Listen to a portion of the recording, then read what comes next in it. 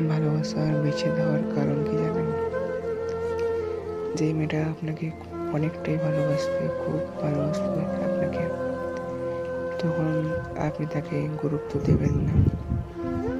But সেই মেয়েটা আপনার জন্য মেসেজের অপেক্ষায়, কলের অপেক্ষায় বসে থাকবে। তখন মেসেজ করবেন না, কল করবেন না। আপনার কাছে টাইম থাকবে, তবুও আপনি মেসেজ করবেন না, অনলাইনে থাকবেন। অনেক সময় এগুলোর কারণেই ভালোবাসার বিচ্ছেদ হয়। তার জন্য প্রিয় মানুষ থাকতেই প্রিয় মানুষকে কদর করো, সম্মান দাও, অ্যাকচুয়ালি ভালোবাসা দাও।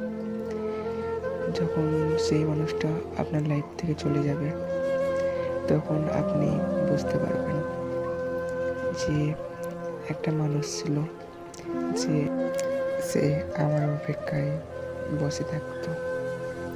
এখন সেই মানুষটা নেই, যে মানুষটা আমার জন্য আমার ফোনের মেসেজের অপেক্ষায় বসে থাকতো। তার জন্য প্রিয় মানুষ থাকতে প্রিয় মানুষকে সম্মান করো, ভালোবাসা দাও। যখন চলে যাবে তখন বুঝতে পারবেন যে ভালোবাসা মেয়েটা আমার অপেক্ষায় বসে থাকতো, কতটাই না কষ্ট পেত। এটাই হচ্ছে অ্যাকচুয়ালি ভালোবাসার বাস্তব বিচ্ছেদ হওয়ার এটাই একটা কারণ।